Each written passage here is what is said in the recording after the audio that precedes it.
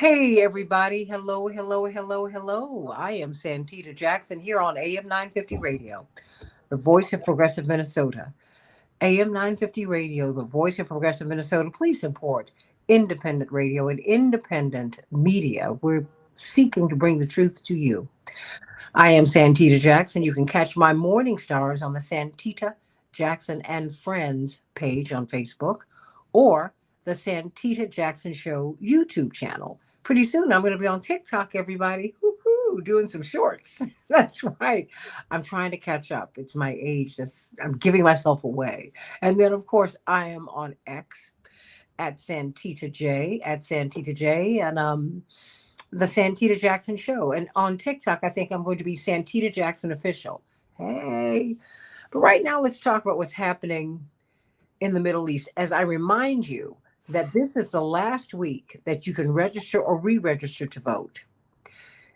The door closes for you October 4th in South Carolina, for example. Go to vote.org. Vote.org. Find out if you have been purged from the rolls. Make sure that you are still registered. More than 1 million people, Dr. Stevens Eunice from the University of San Francisco, have been purged in Texas alone. And Yes. people don't know that they've been purged, Attorney Mark Fancher, Ariel Gold, Fellowship of Reconciliation. They have no idea that they've been purged. You've got to get registered to vote. If you go to vote.org, you're going to find out, if you're still on the rolls. If you find out you're not on the rolls, they have another link where you can click and get re-registered. Furthermore, you can also find out what the last date to register is in your state. So spread the word, everybody. We need everyone to vote. And quite honestly, this for me is a nonpartisan appeal. The American project does not work if you do not work it. Everybody has to be in it. Democrats, Republicans, third party, well, really second party, if you want to know the truth. I mean, everybody has to get involved. Everybody has to get involved. So please, everybody, like and share the show, like and share the show. And thank you for being patient for me as we move things around. We're taping at different times. First, I was under the weather, and then now I'm getting out the vote. So I'm on the road a lot. And in fact, I'm on my way to Michigan. I'm going to reach out to Josh Feinstein and all of our dear friends up there. I'll be there for the next couple of days, and we're just going and going and going and trying to get people out to vote. So, what is going on as we come upon the first anniversary of the horrible, horrible occurrences on October 7th? A lot of the details have actually been. We now see that there was a lot more going on than we knew originally, Dr. Stevens Eunice. It turns out that there was a lot of friendly fire from the IDF. And then we see that the Apache helicopters actually from the IDF actually did kill a lot of Israelis on that day. That having been said, that does not excuse what happened with Hamas. Mhm. No one's doing that. And uh, I'm not going to say anything beyond that. I think that killing people, it is a sin.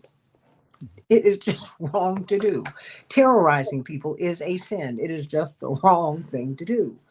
And terrorizing these people who were peacefully enjoying a music festival, that was a horrible thing. That having been said, what has also been exposed are the horrors under which Palestinians have been living for almost 80 years. All of this has to be not worked out. You know what? A friend of mine who just made his transition, we were in the hospital with him. And the doctor said, well, what we're here to do is make you better. He said, no. If you want to make me better, give me my clothes and let me out of here right now. I need you to make me well. If you can't make me well, I'm out of here. We've got to make this right. Let's make this right. Since October 7th, the Lancet study projected more than 4 weeks ago that 186,000 Palestinians have been killed. They estimate that 500,000 will be dead by the time this is supposed to be over. The endpoint we still don't see. And now we're seeing the IDF, the Israeli Defense Force, has gone beyond.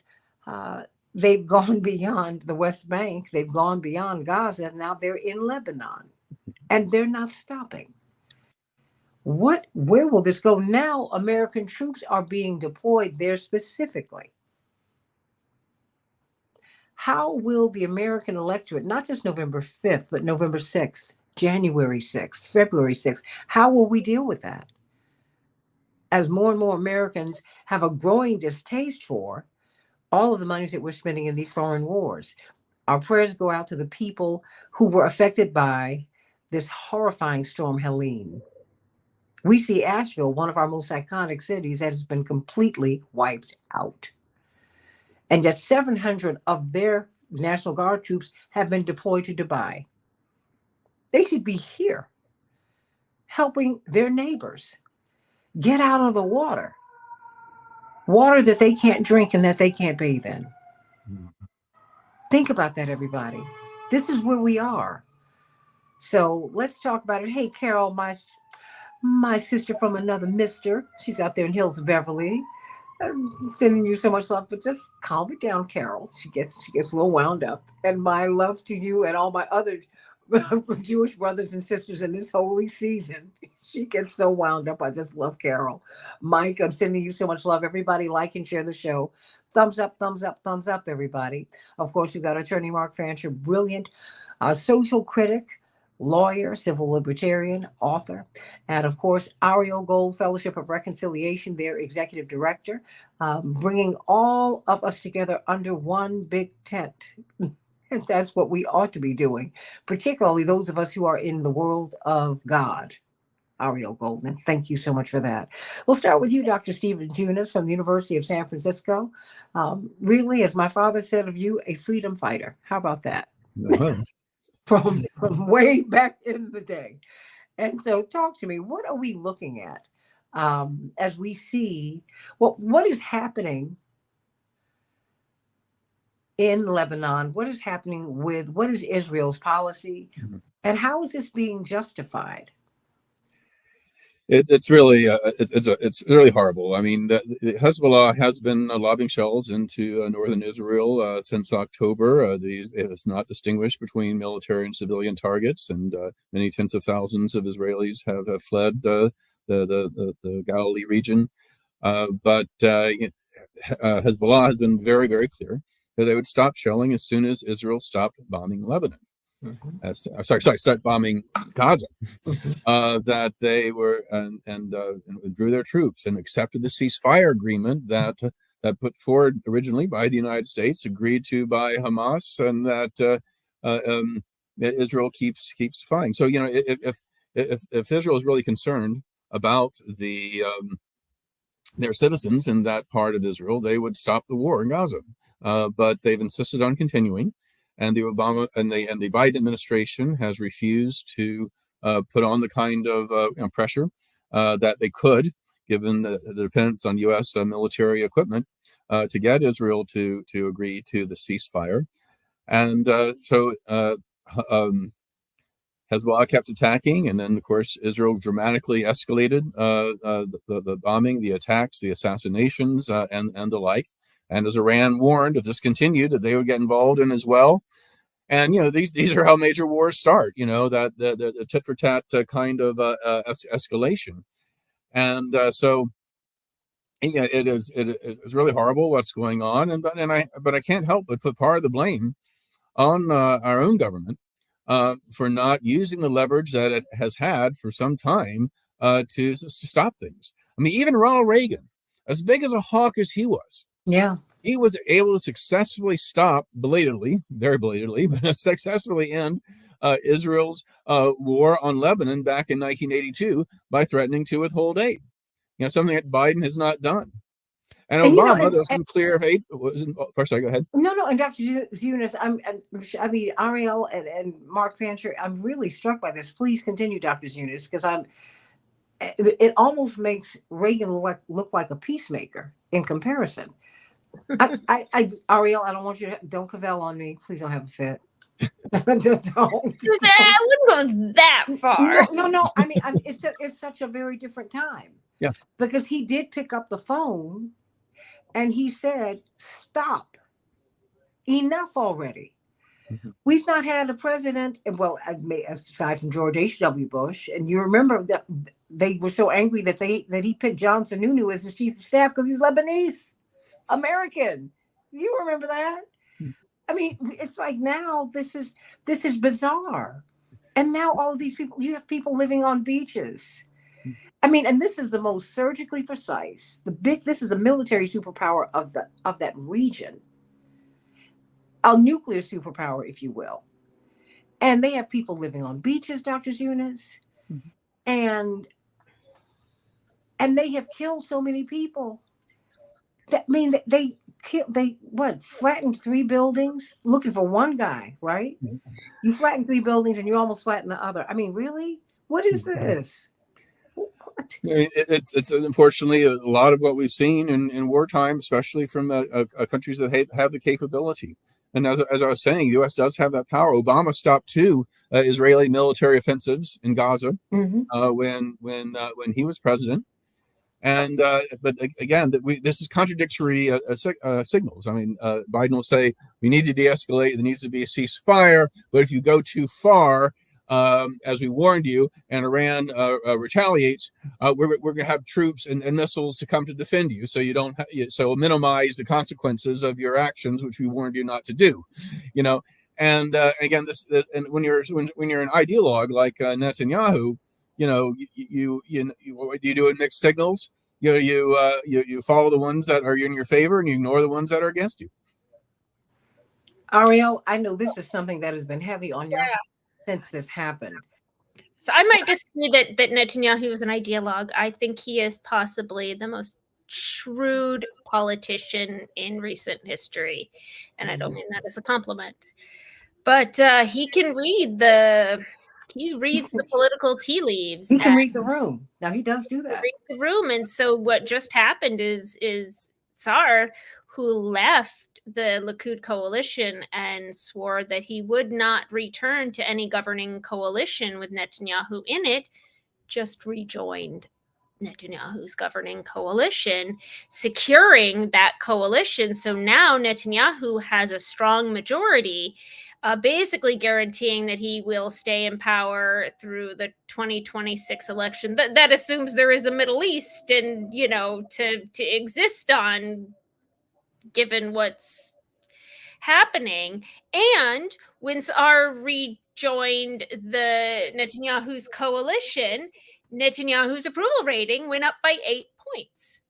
So he's able to read this room. I don't even think of him as an ideologue. I think of many in his coalition as ideologues. I think he is, he's the politician with ready to lose everybody else's life. I am. My heart is just aching, terribly, and I have family there. And first of all, how are they doing? I don't know yet. They're not. My aunt will try to be in touch with them, and I put this on Biden. Why do you put this on Biden? Not have to get here. If Biden had long ago, before so many tens of thousands were dead, said enough.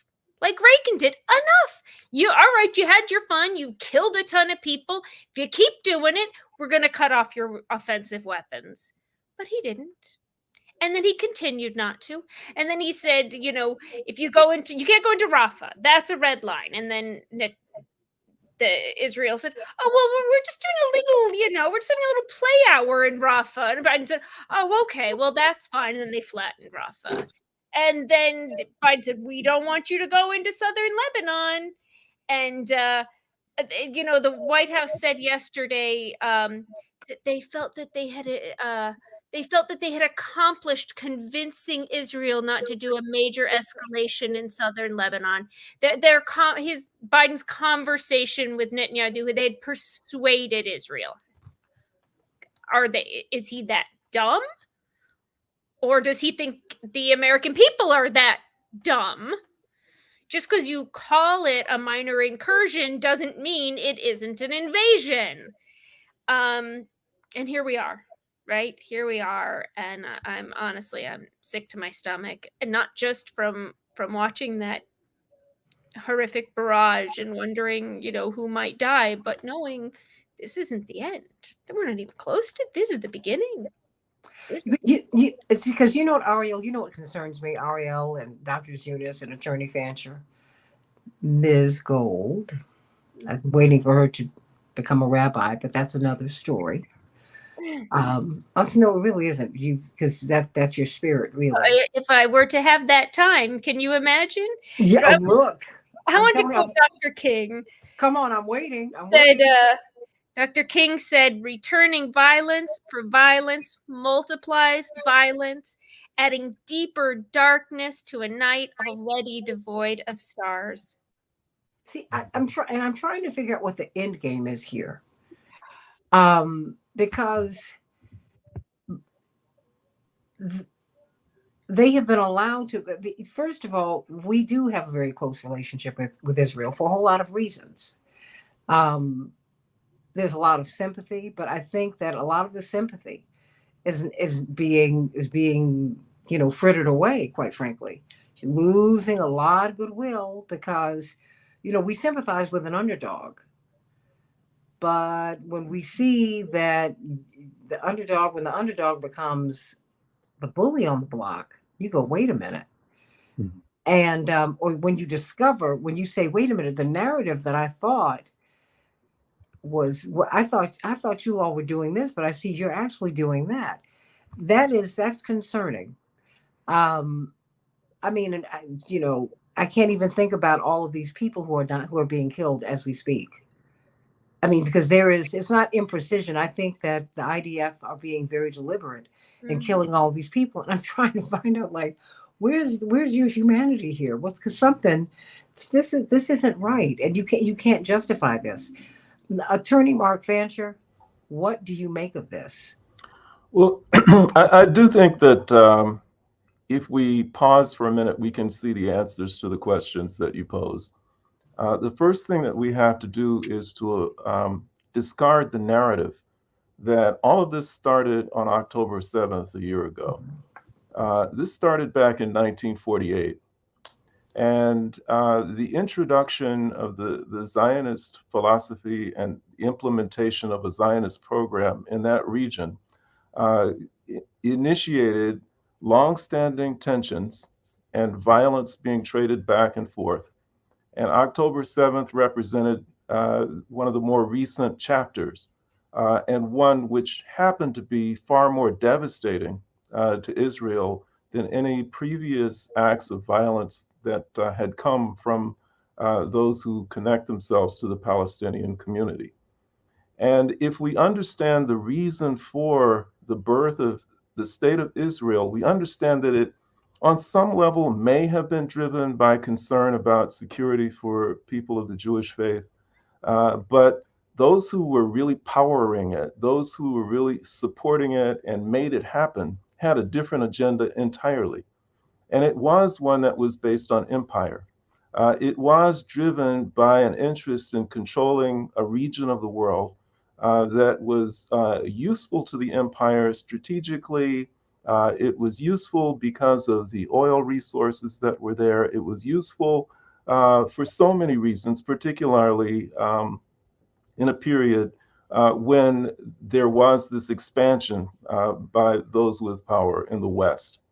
And there has been an ironclad bargain that has been upheld by Western powers to protect and sustain the state of Israel, come hell or high water. And that is something that has not been broken. And to facilitate it, the state of Israel has always been presented as was mentioned earlier, an underdog, little community of people who were acting and adhering to their religious commitments. And they were surrounded by all of these bloodthirsty, savage terrorists who were trying to destroy them. That has been the narrative, and it's been one that's been pretty easy to sell to the broad masses of people, certainly in the United States. And so there has been very little resistance, in the U.S. up to recent times to the efforts to support the state of Israel, no matter what. And to the extent that the government in Israel crossed the line, did things that were considered inappropriate or which rubbed people the wrong way, it became not only the right thing to do, it was coincidental that it was the right thing to do for past administrations to step in and to tell them to cool it. And that wasn't necessarily driven by humanitarian impulses. It was driven on the basis of shrewd political calculations that were made about what it was necessary to preserve support for the Zionist program and for the state of Israel, and that they could not alienate the people on the mass level, if they wanted to preserve this state and this geopolitically strategic and important and valuable place in the world. But we've had some things to happen in the last year that have changed things substantially. We've turned a curve historically. Whereas there had been widespread ignorance about the role of empire and its connection with Israel and the Zionist program, now there's mass awareness of it to a level that we have not seen ever. There is an appreciation for the degree to which the Israeli government will go, the lengths that it will go to in order to destroy those who oppose it. We have seen acts of unspeakable violence directed at thousands and thousands and thousands of people, resulting in the deaths of many thousands of children, which the world has not missed and which they are very much aware of. We have seen countries around the world to stand up and to take public positions against the state of Israel that they would not have taken in the past. Under the apartheid regime in South Africa is one of Israel's strongest allies. Under a new South Africa, we see the South Africa taking the state of Israel to the International Court of Justice and striking effective blows against the violence that they've imposed, raising the level of consciousness even more and providing a legal framework and foundation for serious attacks on a program which has been very destructive. And so when you take all of that together, the emergence of a growing world opinion that the state of Israel is rapidly becoming a pariah state in much the way that South Africa became a pariah state during the apartheid years.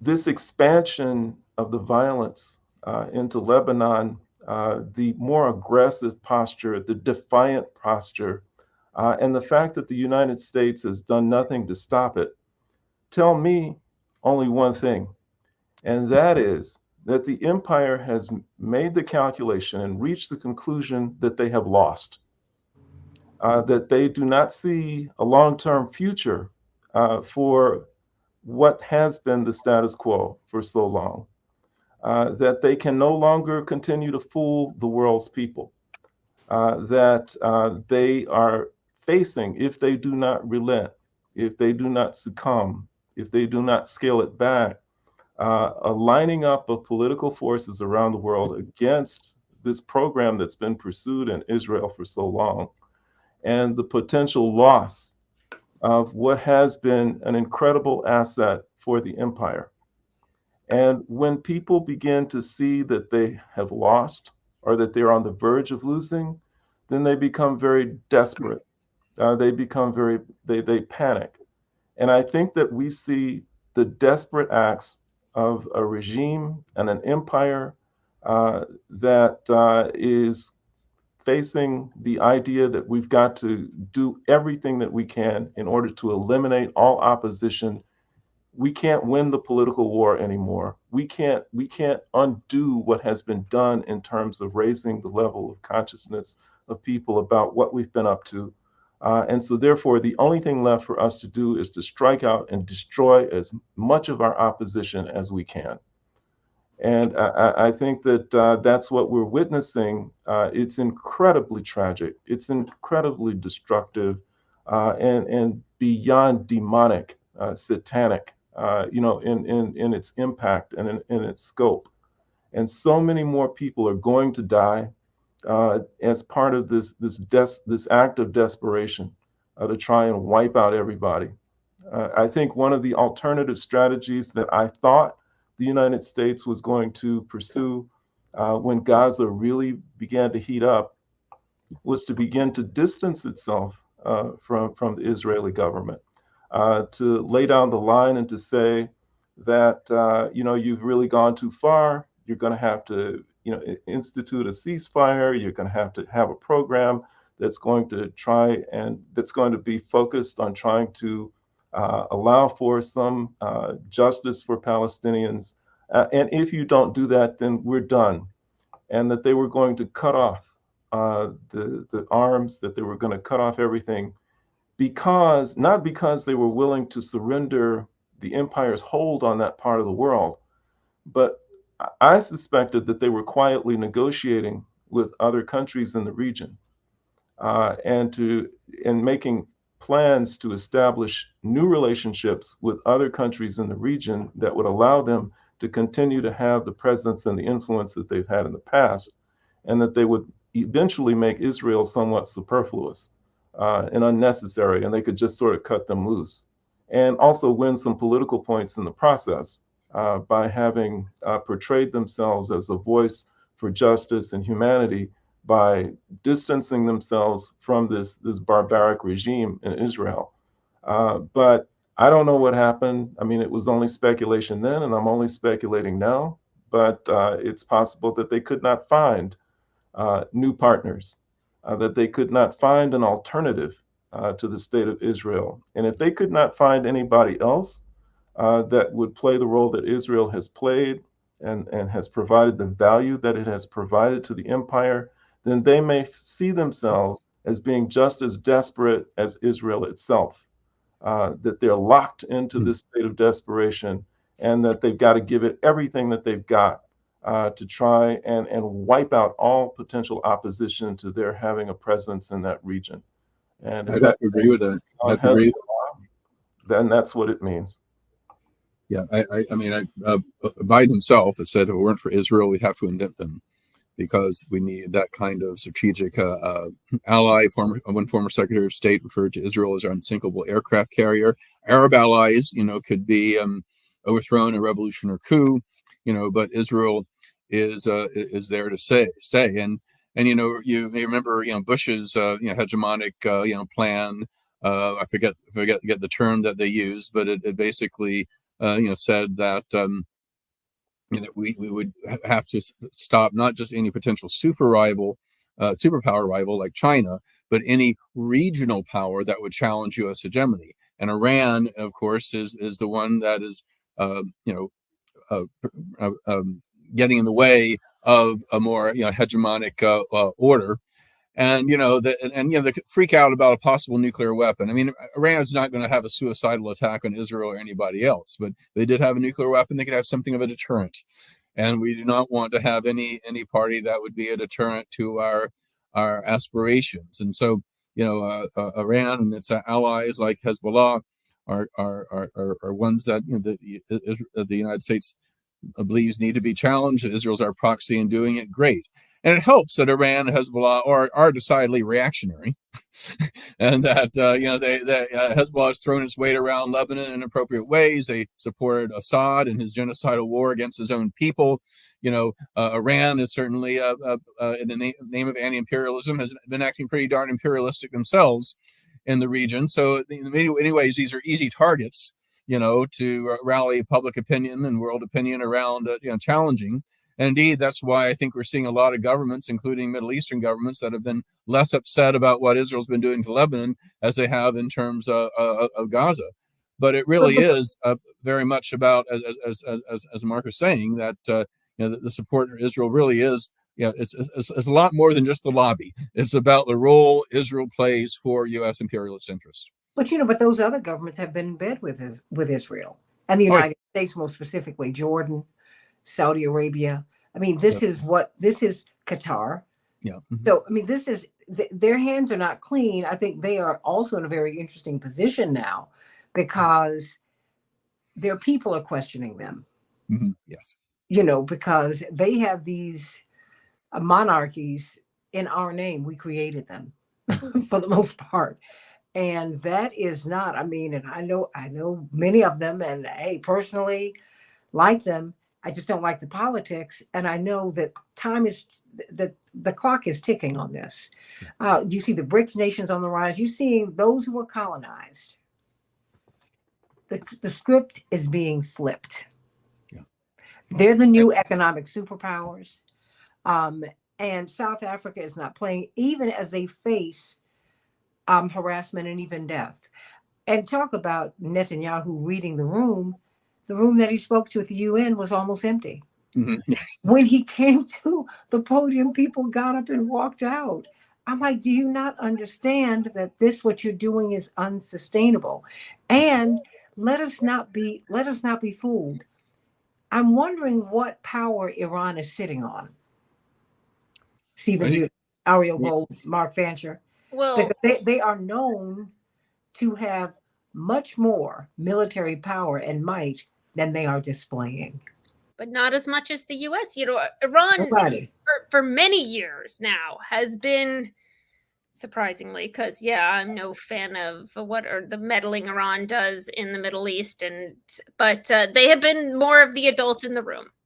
Right when Trump assassinated Soleimani, they held back, and now Israel has been poking them and poking them and poking them, and this was a small assault, what we just saw, and quite measured again, as was in April. It was stronger than April, but they probably calculated that Israel, with the help of the US, because it already is known that the US assisted with shooting down the Iranian missiles, as we should, as did Jordan. They probably calculated that, at least most of them would probably get shot down.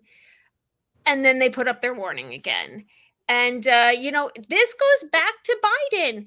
Biden did not have to let Israel just go into southern Lebanon. But then Iran why did he? had- Why has he let them go so far? Iran I held back again, even after the shooting of Nasrallah. I was watching Iran at the United Nations, and they basically said, we're not going to take the bait.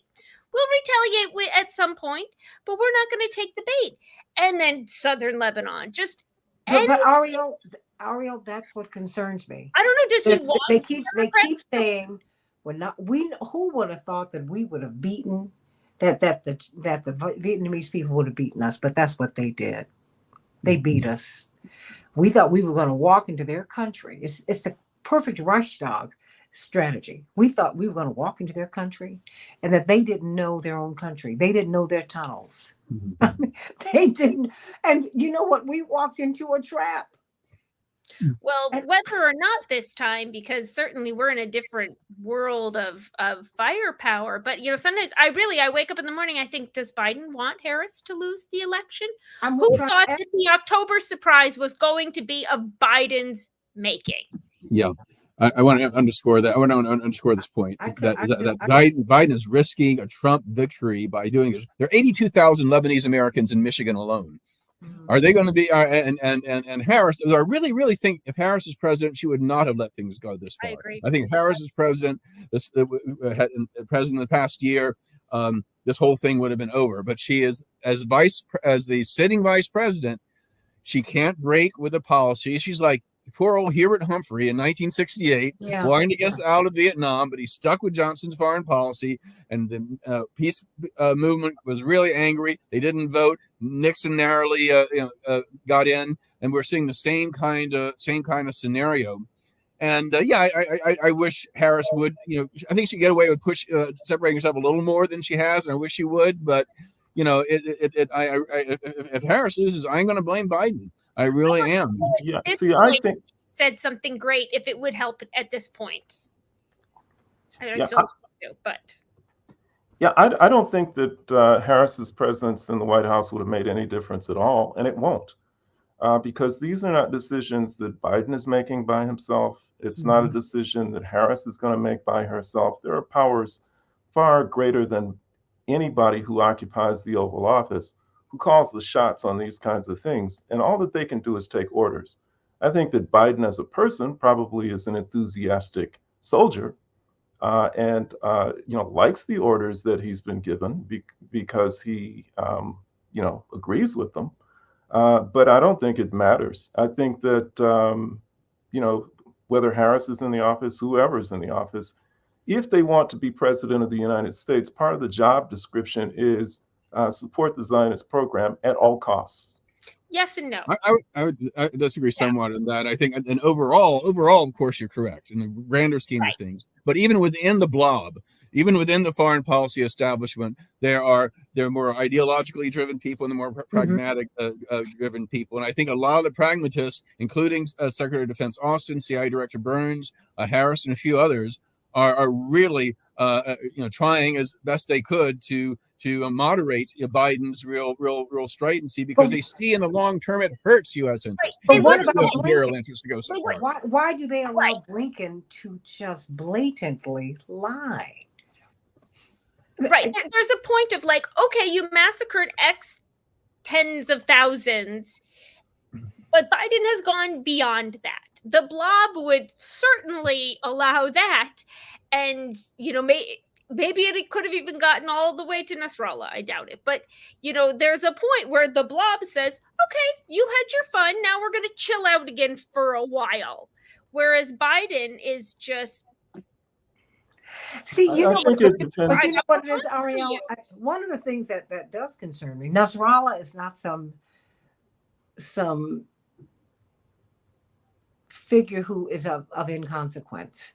He's someone who is in direct line, according to their history, to the Prophet Muhammad. Okay, so he's someone of tremendous consequence on a lot of levels. And I think that Mark is going to something that, quite frankly, we saw when Reverend ran for president. This thing was not what we thought it was. And you remember that, Dr. Zunis. You get in there and you see, because Reverend said, we were in slavery longer than we've been free. And he wasn't just speaking of Black people. This American experience has put the people at the center of power, which is very, very new in the human experience. I mean, on such a grand scale, right? And what is really concerning is, like I said, how and why, when is Iran going? When will Iran pull the trigger? They're going to. But they're going to do it when they want to. And we need to be clear: the oligarchs run this thing. They're erasing our borders. So we now have presidents who are accountable to them and not us. Oh, don't be fooled. We can have 1 million people at the gates of the White House, but if Bill Gates calls, that trumps me. No pun intended. I mean, they've shown us that. They showed us what everything about Biden, the way he was pulled out of the presidential race was it was really not democratic. It was not. And it was very dangerous because you saw that the board of directors of a private corporation could usurp our 14 million votes. Mm-hmm. And we're seeing a lot of things that are really unsettling, Dr. Zunis and Mark Fancher. I mean, because while I'm here, I'm with you, Ariel Gold, because I think that he's such an enthusiastic cheerleader for all of this. It's unsettling. But I'm wondering, when I look at Mrs. Adelson, who cuts a $100 million check. He's a cheerleader. He's also just ineffective. Well, because there's a point that he does want some things to lessen. There's parts that he doesn't want to, but he just can't put his. But maybe well, wait a minute. Do you think he wants the vice president to lose? Because I have got to believe, as a human being, and I certainly would want, Lord, if I feel betrayed, oh, give me a clean heart, so that I don't do something that is. Can he tie his shoes in the morning? Vengeance is mine, saith the Lord. I mean, because you got to know, this is the oldest guy in the game. Okay, he's 50 years in. He knows all this thing. He's got to be angry. I mean, the way he just put Kamala in the race. I mean, he just, the other Pelosi and Obama were like, we're gonna have an open convention. He said, no, I'm going to endorse her. Boom, and she was off to the races. I'm not mad at her. I'm not mad at anybody, because if this is the game, you got to play it, right? But one has to wonder, do you like her because he gave her the border? I'm like, that was who like somebody gives them the border? That is awful. And so now she's got to run on this, and she's got to answer, and she's got to be answerable for this. And she can't come up with an answer that's going to get the uncommitteds back in Michigan, and she needs Michigan. Michigan, I think, is gone.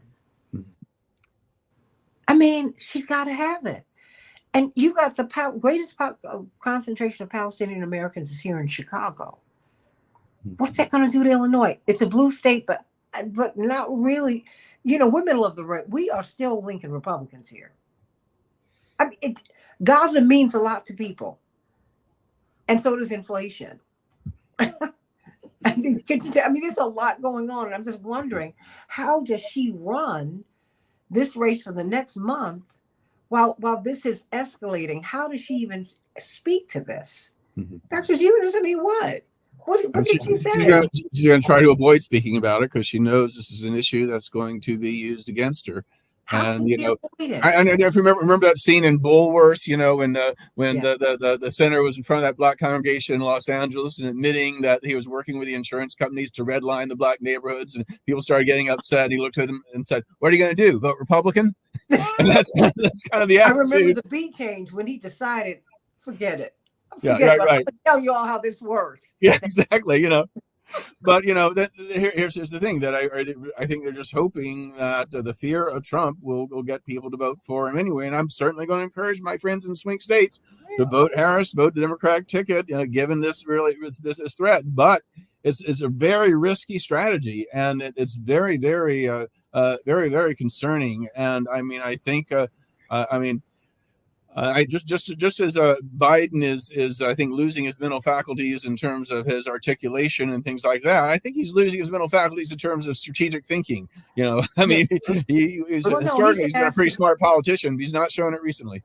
Yeah, but see, I think remember she ran the staff meeting last week. Remember that? Did you see that?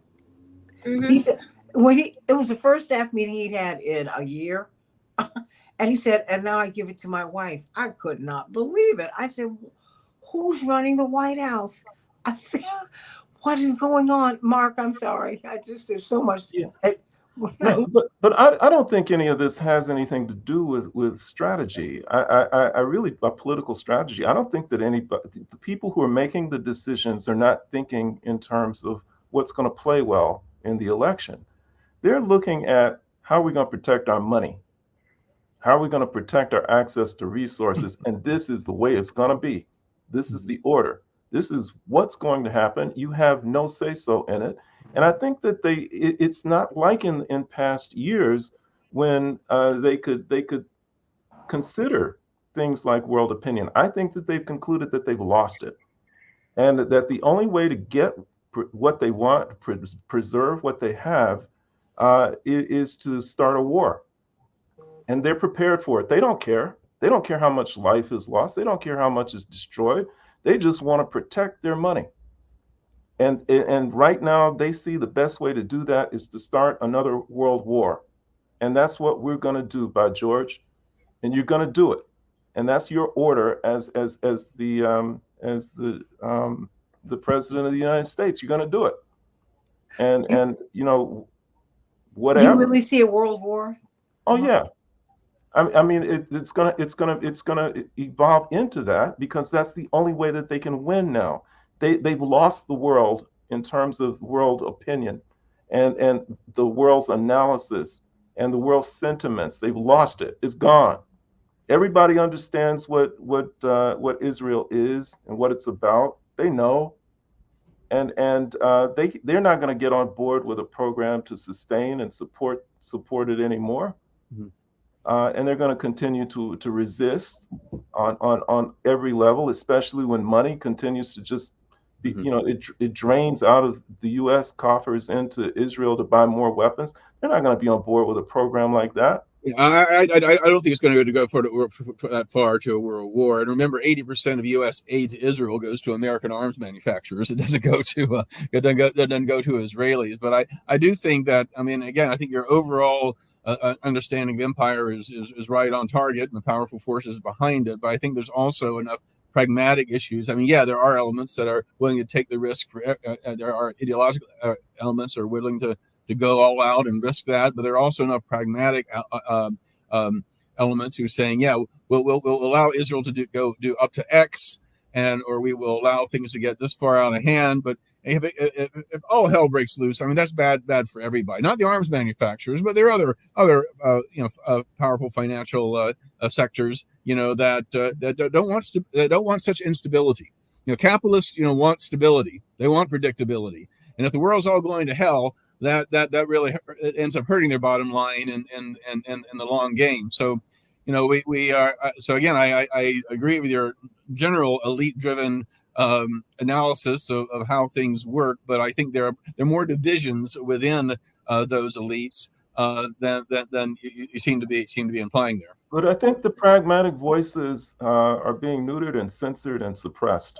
Yeah. I think that they can control. I agree with you. I think they do like stability, but if they've made the calculation that the only way that they can stabilize the world is to destroy a lot of it, then I think they're willing to do that.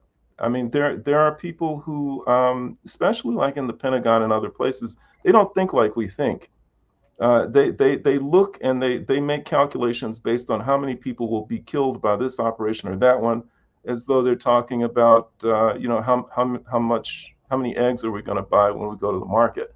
I mean, it's just a matter of fact kind of thing. This number of people will die, this amount of destruction will take place, and after we destroy this entire country, then we've got these contractors over here who will participate in disaster capitalism that we're going to give contracts to, who can go rebuild it to the tune of trillions of dollars, which will come back to us eventually in the form of this amount of profits, which we will use in this way and that way. That's the way they think. And it sounds horrible to us, unconscionable to us, but that's the way they roll. Well, that sometimes can lead to de-escalation. If we look at Israeli politics, Netanyahu is risk adverse compared to other politicians. And what I was just saying about Gideon Saar coming back, I saw Santita's eyes wide. I know that's a high bar, but he's actually risk adverse. And prior to Gideon Saar coming back into the government, the real ideologues, the extremists, the Kahanists in the government, Smotrich and Ben Givar, had a lot of say over Netanyahu's actions and were very clear, if you do any other hostage release deal, we're going to dissolve this government. But now what's happening as well with Gideon Saar coming back, Netanyahu has a stronger coalition, but that's because Gideon Saar was so happy about what Netanyahu, and he is a bit more of an ideologue himself, what Netanyahu did in Lebanon. I mean, my actual prediction we haven't heard of any Israeli casualties so far. I have definitely heard from the missile strikes. There was a casualty in Jericho. It was somebody originally from Gaza. So well done, Iran. You have managed to kill another Gazan Palestinian. But other than that, they're minimizing the damage. That's what Israel's doing. They said none of their equipment was damaged, that they really shot down the missiles. My guess is this is going to full green light an expedited incursion into Lebanon and probably land grabs in Lebanon. Israel has said they would like to, like back previously, that they'd like to take land as a buffer zone, they'll call it, that settlers will go in. But I think this is going to really green light that. And the other thing that Netanyahu said, if we watch, he loves his little cardboard things, his little show and tells. His new Middle East map where there is no Palestine. Which is, again, he describes it as a buffer zone, and he's described it as, non-combatants should get out of the north. So I think they're going to completely decimate the top half of Gaza. And actually, I said this on October 8th. I said they're going to take half of Gaza. And so this is going to greenlight that. And and they do it in their stages, right? First they get first they move a ton of people out, then they kill off everybody who's there, then they leave the land barren for a while and declare it a closed military zone and do military operations and kill any last person who comes in, and that goes on for a while. Then settlers go in, they kick them out the first time. Then settlers go back in and they say, oh, well, we don't know how to get rid of them this time. And then they legalize the settlements. And this is the method. And they just earned, from what just happened. Well, Iran just gave them a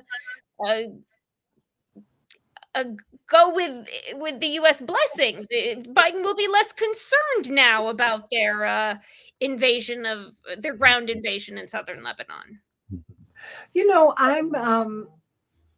I'm just, I know that, the American empire could have kept on going, but then there was someone called Frederick Douglass. Then we got a Fannie Lou Hamer, we got a Martin Luther King, you had, and then Rabbi Heschel looked over and said, wait. Then Cesar Chavez said, wait. There's always a ram in the bush. Mm-hmm.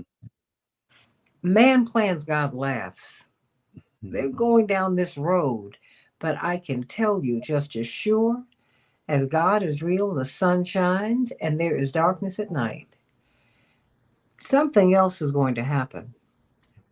Justice will be served. I mean, that's just and I can tell you, as someone who works with college age students and other young adults, and the father of 3 young adult children, there has been a profound shift. And I mean, even bigger than LGBTQ rights or the other profound shifts we've seen generationally in this country when it comes to Israel and Palestine. This is a generation that's been conscientious about Black Lives Matter. This is a generation, that has become more conscientious about indigenous rights. And if you look at Israel Palestine from those lenses, it looks very different from our generation, when it was those plucky Zionist pioneers. The Zionism was a national liberation movement for an oppressed people, and that kind of thing. I mean, it is quite profound, and of course this includes within the Jewish community. Absolutely. This is not just overall, even within the Jewish community as well. And this is going to have political ramifications, but but it's going to take a while before this generation's in charge. And the question is, how many people are going to die in the meantime? Well, these Jewish kids, they're on the front lines. Oh yeah. And these kids, my brother's son, my brother Congressman Jonathan Jackson, who's one of the original signers of the ceasefire initiative that has gotten getting people kicked out of Congress and getting him blocked from important business councils. Mm-hmm. He said, I could not sign this on. He said, number one, I wanted to come home for Thanksgiving. And my nephew Noah looked at him and said, that's right, Dad. Because if you hadn't signed on, you were not going to get in here. And my nephew had this blank look that the Jacksons will give you, like, I'm not playing with you. And Jonathan said, see, he said, oh yeah. He said, you were going to do that so that you could come home. These kids, they're not playing. And the world is not playing. South Africa's not playing. Mm-hmm. They said, you're threatening me. You're threatening to kill me. You're threatening to kill my children. You've killed me before. And still I rise. Stephen Biko is alive, y'all. Okay? Mm-hmm. So just those who've done the hunger strikes in Northern Ireland, they're alive. Just, you can kill bodies. You can't kill a spirit. You can't do that. So, we have to continue to go on. I wish I could give you all more time, but I want you to know Andre thinks you would make an excellent rabbi, Ariel.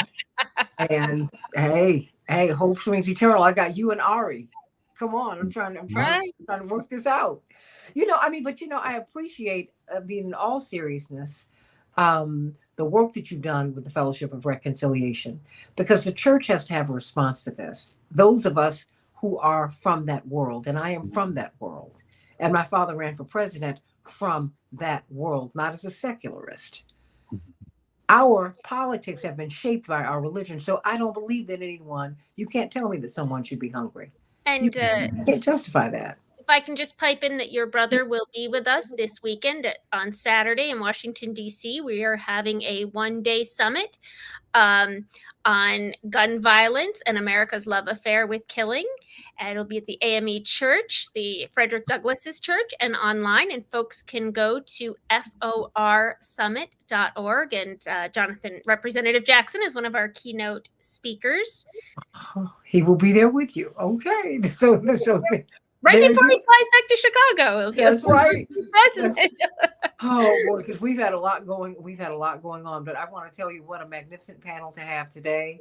And we'll keep on watching. I'm going to call you all back because I certainly want to get your impressions of the vice presidential debate, because that to me ought to be very, very interesting tonight. So be on the lookout. Look at your texts. Look at your phones, Mark Fancher and Dr. Zunis and Ariel Gold, seriously, because I'd like to get your reactions to that, because I'm wondering if this is going to come up. I'm wondering if the money that we're not able to pull together for the survivors of the storm, you know, while we're cutting these checks for Ukraine and Israel and everybody, no, we still haven't made good on Maui. I mean, it's just and we're sending National Guards men over and women over to Dubai, over to the Middle East. We're deploying troops to Lebanon. Are you serious? And Israel blowing up oil supplies in Yemen. Oh, come on. It's like you all have gone crazy. Well, you know, we're going to be talking about more of the crazy in the next hour, because, you know, everybody, please go to vote.org. Make sure that you are still on the voter rolls. That's a big deal. Make sure you're still on the voter rolls. Please find that out. And you need to do that immediately, because starting October 5th, from the 4th through the 7th, those are the days that the windows are absolutely closing. So I got to run. I love you, Dr. Zunis, Mark Fancher. I'm going to run on over by next hour. Thank you, and God bless. God bless you. Santita Jackson Show, everybody. Check us out in the second hour. God bless.